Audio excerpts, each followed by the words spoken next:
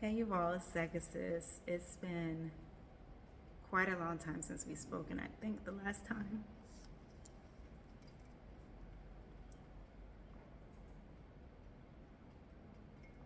excuse me, I think the last time I posted a video was August of 2023, which is a crazy long time to not have posted a video. Since then, I definitely talked about in my last video about being more accountable, trying to be more consistent with releasing content, but also with just sharing the different chapters of my book, my story.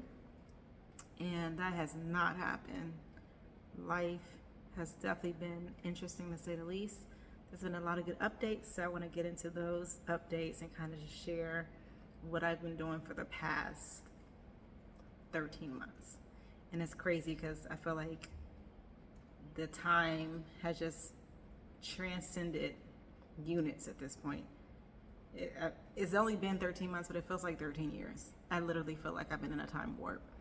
And sometimes seasons are quicker than others, but it definitely feels like I've been swirling around different aspects, different understandings, different.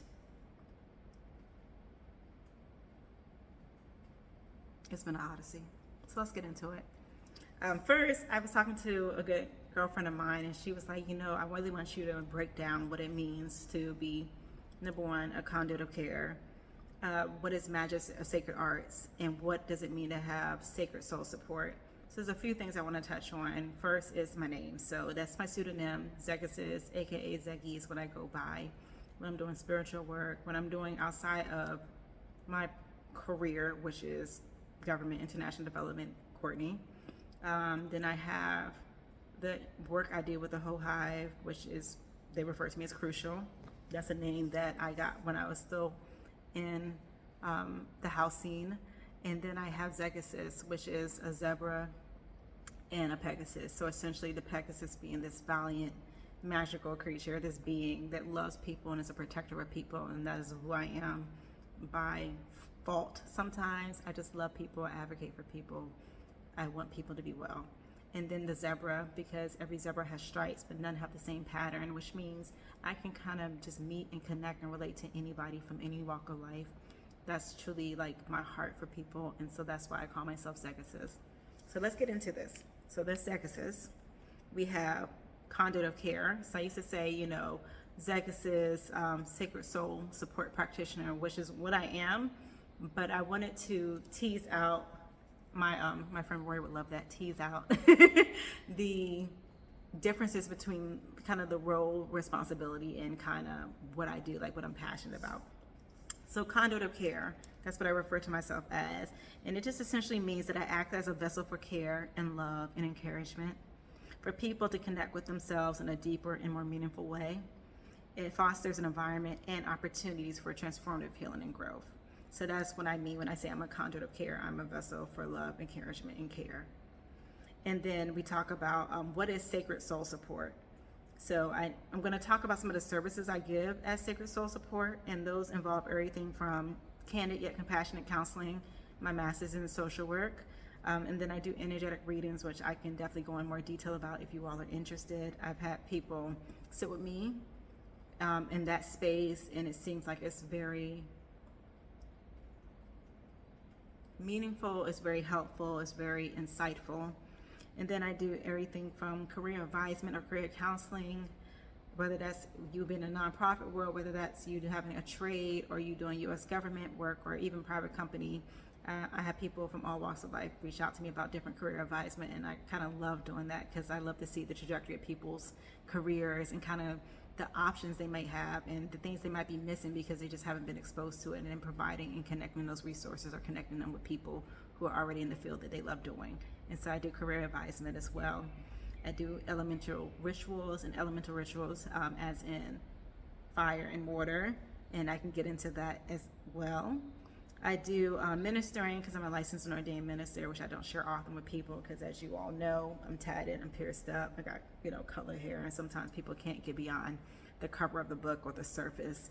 And so I tend not to want to deal with superficial people, and so I don't put myself in spaces where I have to do a lot of interacting with closed-mindedness. I also do consulting, and then I have, like I told you, licensed and ordained minister, so I do wedding officiant responsibilities. I don't do eulogizing or funerals, in part because I do have a part of my practice that I provide end-of-life doula support to individuals and their family members or their friends as they are preparing to transition out. And so I used to call that my sacred soul support, and then I decided to just make it very plain so people understood clearly the delineation between the sacred soul support I provide, whether it's counseling, energetic readings, ritualing, ministry, versus my end-of-life doula work that I do, where I'm preparing someone to transition out the physical realm and helping their family and their loved ones prepare for that, but also how do we pass on living legacy. And so that is my sacred soul support. I used to do a little bit of other things, but once the pandemic hit, I stopped doing the saging of people's homes and businesses or the places where they dwell, because that took a lot of physical contact, and it also takes a lot of energy and strength pull from me when I'm going into spaces and, you know, working on other people's behalf. And so there were some things that I decided to lessen doing, and that's one of those services. I do still provide like sacred sage and like cleansing of people's homes for like my family members and close friends, but I typically don't do that for the public anymore. But as I mentioned, I do still do counseling, whether it is like cognitive behavioral counseling, or I still do the career advisement. I still have my energetic readings. I still do the end-of-life doula support work, and then also do the ritualing and consulting. So I do have those services, and you can see those on my website that have been recently revamped and updated by yours truly at www.magicofsacredarts.org. So magicofsacredarts.org. So that's that. So you heard Sacred Sis, you heard Conduit of Care, you heard Sacred Soul Support. Magic of Sacred Arts is actually the name of my organization. I came up with that name of my father, who is AKA my bestie, love him to pieces. He is my absolute heart. My mommy's my heart as well, but it's just, we're the same person. Growing up, my mom used to say, oh, you guys are so much alike. And I'm like, no, we're not. And then we took the Myers-Briggs test. My father took it back 20 plus years ago, and then he took it again more recently, and he's the same person. We are the same as that person, at EFNJ-A. So at ENFJ-A, we're sort of not much turbulence going. When we have a decision to make, we're like, this is the decision, here are the facts that line it up. This is why it's corroborated, let's get it.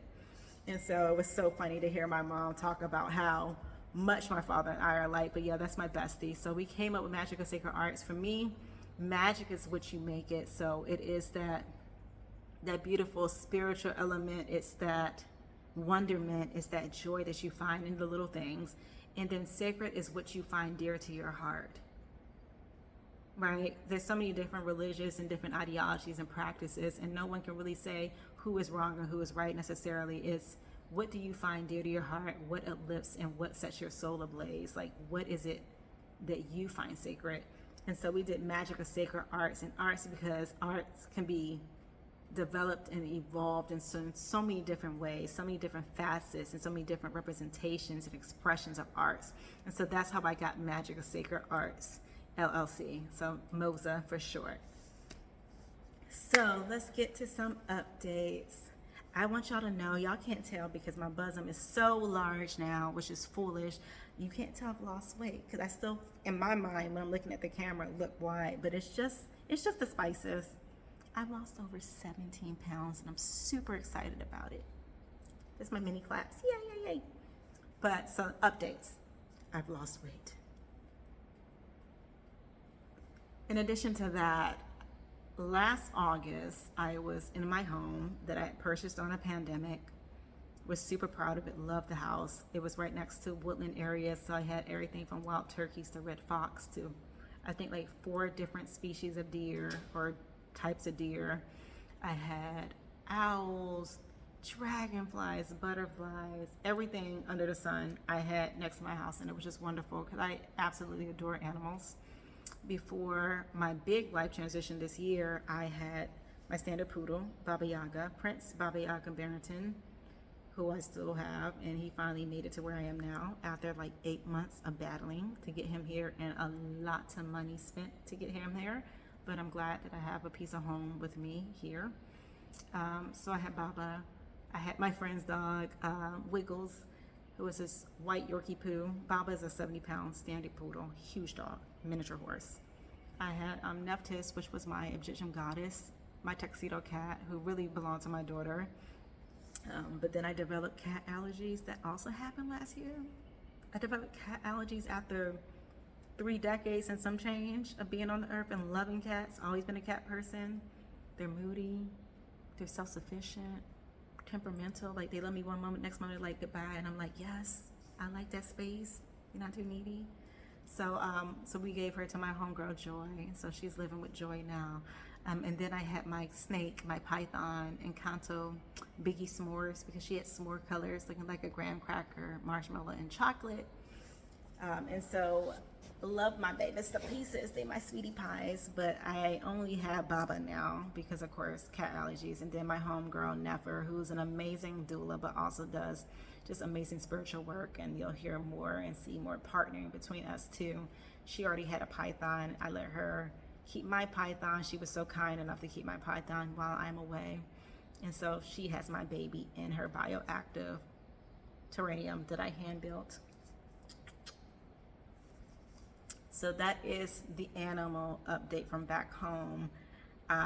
Since I've been here, since I moved here, I now also have a whole rooster named Nuggets the Cockmaster, who is insane.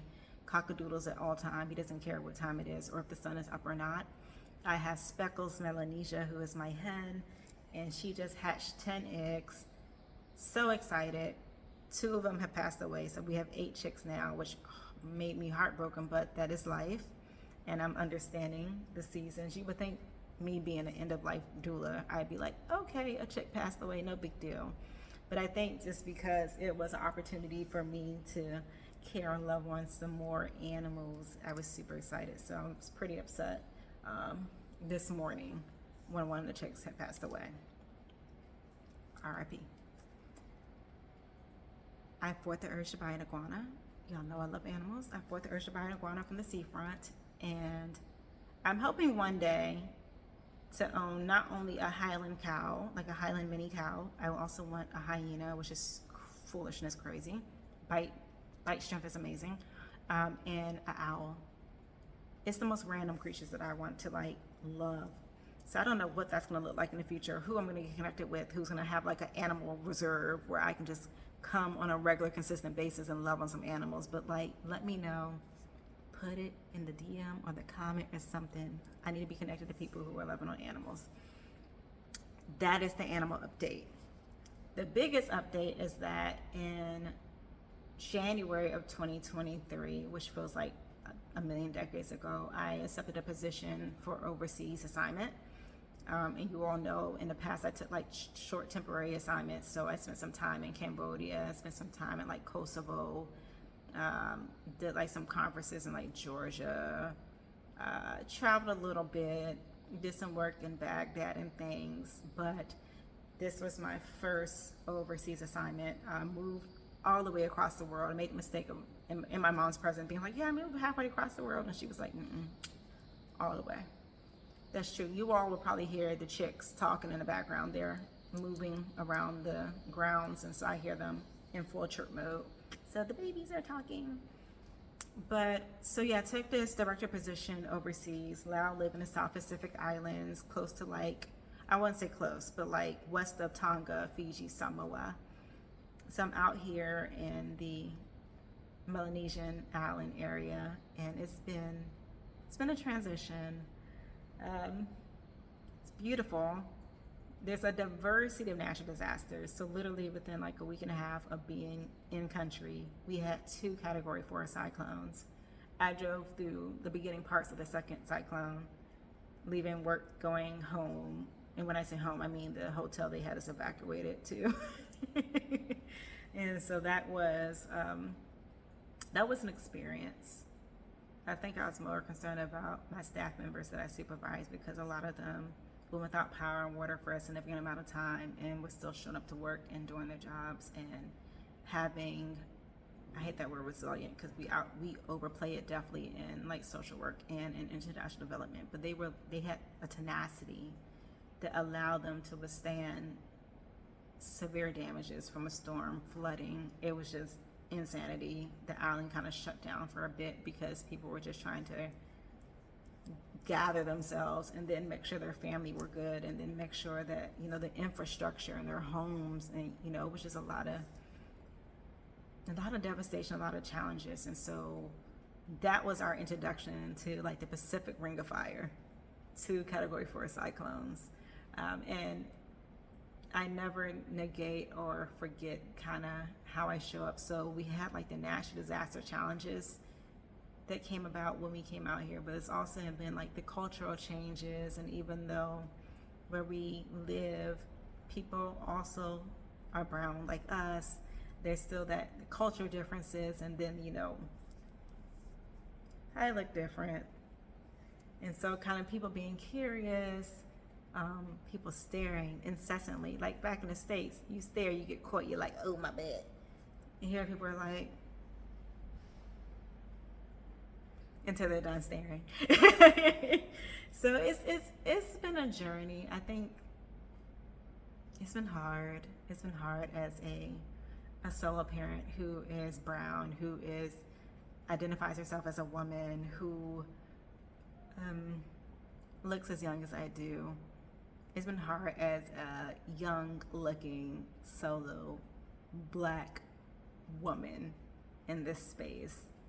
And I would be curious to talk to other Black women, whether you are partnered or not, or have children or not, how that kind of transition has been for you to go overseas. And I think every country is different because there's, you know, the different cultural landscape, there's the religious aspect, there is it a patriarchal system? Is it more women are empowered and elevated? It's just so many different elements to the experience. And it's one thing to visit a country, and it's another thing to live in the country. And so I'd be interested to hear you all's thoughts and some of your experiences. I have a couple people who I love to pieces, or love to wholeness, who have moved. Some people have moved to like Tulum, Mexico. Some people have moved to Merida and Playa del Carmen, Mexico. Some people have moved to Japan. Some people are moving to like Bali, Indonesia. So there's been so many different movements, exodus from different places. So I'd be interested just to hear your experiences. So yeah, I live in the South Pacific Islands now. So managing that and the expectations, I think a lot of times we have to understand the marriage between expectations and realities, and what that looks like and how they kind of sync up, and then be able to reconcile within ourselves what that means for me now that my expectations are meeting the realities, and they might not be what I thought they were going to be, or it might be hard to navigate. It might be challenging to manage. I know for me it's super difficult to manage this kind of experience, and then also try to be an intentional mom of a teenager, because that comes with a lot of different challenges as well. Not all bad, you know, sometimes it brings people together, but it's definitely been a very interesting experience being here on the island. The isolation is not necessarily a bad thing for me. I was talking to a lot of close friends before I moved from the States earlier this year, and the biggest thing they kept bringing up was the fact that I was accessible.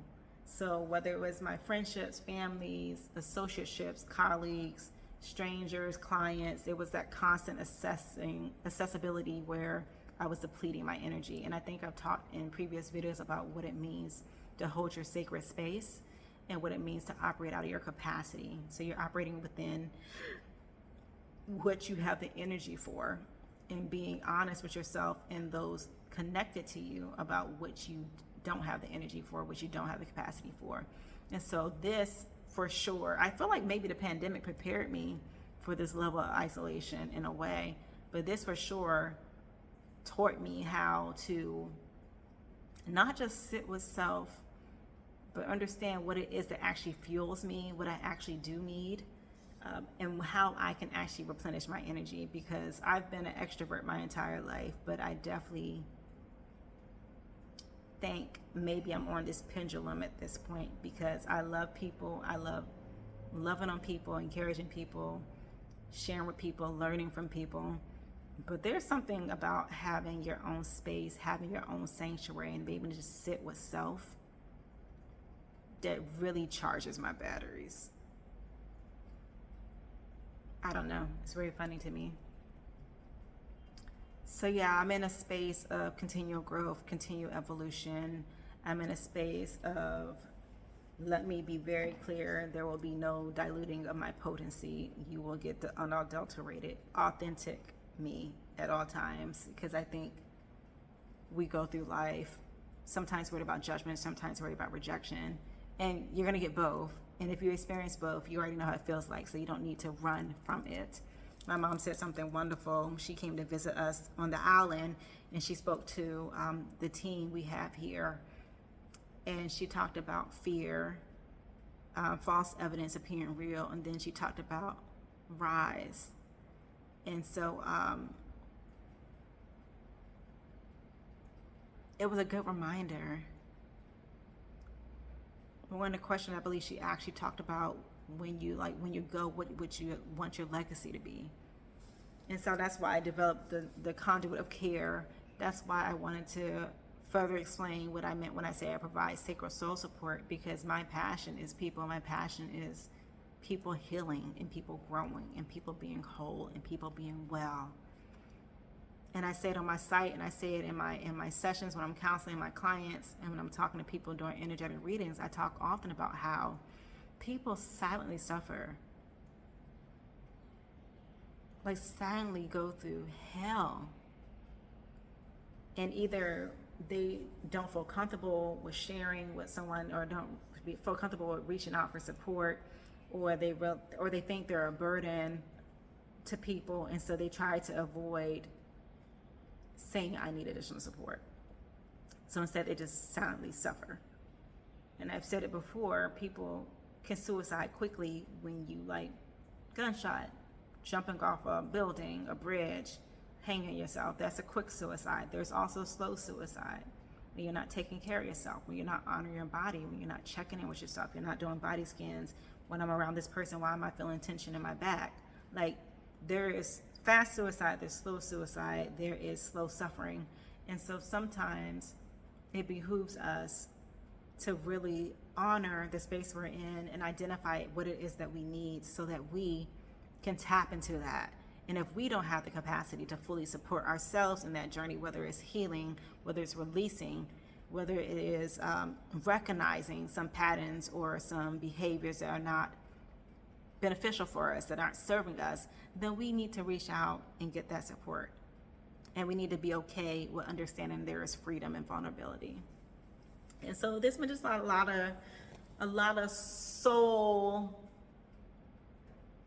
workings. There's been a lot of soul movement. There's been a soul learning, a lot of delving deep into self, a lot of introspection, a lot of let me marry my intellectuality with my intuition, because my father teases me about being super analytical, and I might be a little bit anal and meticulous about things. And I find myself often operating in my divine masculine, and so I'm trying to lean more into my divine femininity and flow more, versus it being like this staccato, this very, okay, this needs to be done, this needs to be done, that needs to be done, what does this mean? And just kind of slowing down the pace and breathing in. And that's one of the beautiful things that's helped me on the island, is there is fixed time, which I've been used to and thrive in, and there is fluidity of time, which was the hardest aspect in this transition to kind of manage, because I'm 9 o'clock meeting, need to be here 8:55. Why are you here at 9 to 5?